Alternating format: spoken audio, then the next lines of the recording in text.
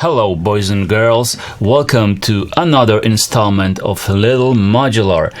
In this episode we will be taking a closer look at this nice crispy Mutant hot glue module by Hexinverter. Now, what exactly is Mutant hot glue? It's basically a 4-channel mixer, channels A, B, C, D, that's coupled with highly musical, flexible and easy to use compressor. And on top of that, you also get a distortion. So it's a great bang for a buck because you're buying one module, but in fact, you're getting 3 modules. And each of the section can be used independently. For example, you can patch some external signals to compressor or to distortion and use it as a separate modules. But let's get to the basics. I have connected a simple patch for source signals. Channel A, B and C are different drums, and channel 4 is bass, because this module was meant originally to be sort of a hub or a platform that will bring together other percussion modules from Hexinverter, process them and distribute them to other places in your system. But nothing stands in the way of using this as a center of your modular system. It's so flexible. So let's start with the channel number 1. All of these channels, all of the sources are triggered by Triggerman, and the bassline is triggered by Metropolis sequencer. Okay, let's just start one by one. Channel A, B, C, D. Channel 1 is a snare from Mutant snare module by Hexinverter. Channel 2, these are some hi-hats from the Grandpa by Bastel company. Channel 3 is some bongos produced by Expert Sleeper's Distinct 3 module. And channel 4 is the bass line that's provided by Rubicon by IntelliJ. Okay, now this is simple. 4 knobs for setting the input level to the mixer, but below we have 4 knobs for sand. You have one auxiliary sand section here, so correspondingly A, B, C and D, you can set the amount of the signal that you want to send to the aux section. That's right there. Here you have send output and send return for the whole section, followed by the return level knob that sets the, you guessed, return level of the signal. While nothing is patched to these sockets, this send section is normalized to distortion. So whenever you want to apply some distortion to any of these channels, you would first have to turn up the send level on the appropriate channel and turn up the return level like so. So for example, if I want to apply some distortion to the bass, I will have to turn up the send on this channel, turn up return knob, and make sure there is distortion set up here. As you can hear, we're getting some really nice fat distortion. Okay, that's how it works.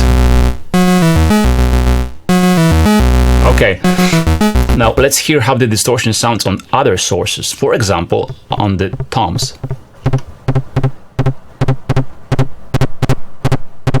Okay, nice crispy, this classical distortion from the guitar pedal distortions that were used on some house and techno tracks back in the 90s. Alright, so we can set a nice level of distortion on each of the channels. Alright, if we go down here, you can see we have 4 inputs. Input A, B, C and D for each of the channels, and we have outputs. We have a separate out for channel number A, which is quite handy for the sidechain feature.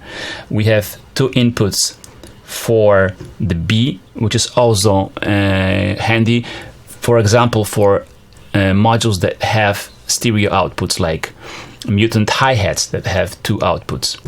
Then we have a separate coupled output for C and D channels. It's just an extra feature, a bonus. You can just send it to whenever you want in your system. And then we have a mix output. That's where all the signals pre-compressor are tapped into. If you want a compressor with all the features, with summing and compressor, you just stick it in here. That's the final output, labeled comp. Sidechain input. So if you want to put in external signal into the compressor, you're welcomed. Just do it here. Then you have a separate distortion section with input, CV control over distortion amount, and distortion output right here. So now let's see what happens if we would like to use the send section with some other external effects.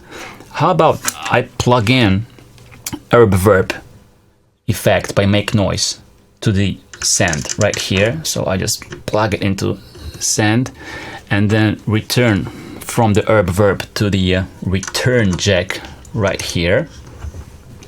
Now if we turn up, for example, those two channels here, B and C, you can hear there is a wealth of a reverb put on them. Now I would like to duck those channels, and why not duck also the bass? I would like to duck them with the snare sound. So whenever a snare hits, all the other channels duck, they get lower in the volume. It's a classical dance music trick that you often hear in techno and dance records. For that, I will need to take the separate output A from the channel and stick it into the sidechain. Now, what it effectively does, it makes this duck all the other channels. But in order to do that, you will need to flick this clever switch right there. What it does, if it's in the upper position, then the signal from the A channel is directed directly to the final output. When it's in the mix, it just goes like all the other channels to the mix bus. But we want that in this case to be in the upper position, so it only side chains all the other channels, but it's not affecting the compressor. So let's turn it up. Okay. Now, in order for this trick to work, you would first of all need to lower the threshold. Okay. And increase ratio. Now we can hear exactly the pumping effect. Really deep. Whenever the snare hits, all the other channels are ducking. And you can see how fast it was to set this patch up. So as you can see, this mixer is really easy to work with, because despite the wealth of all the functions, it's logically laid out. The interface is clear, so you see exactly what's happening with your patch. And it's a great bang for a buck, because if you would like to buy the same functionality in separate modules, you would have to pay at least twice the price, which is around $400, I believe. So again, if you're looking for a flexible, easy, great sounding platform hub for your modular system, that would be one of the first stops that I would be checking out. Thank you very much for watching. I highly recommend this module.